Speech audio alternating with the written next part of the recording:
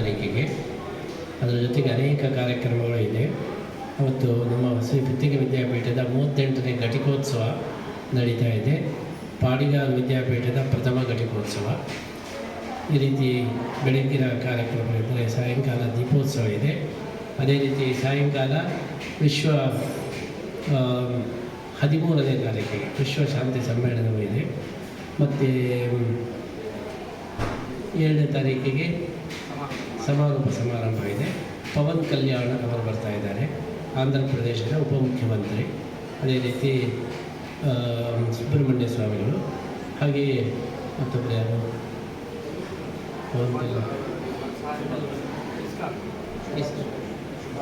ಶುಭಾಂಶು ಸ್ವಾಮೀಜಿ ಬರ್ತಾ ಇದ್ದಾರೆ.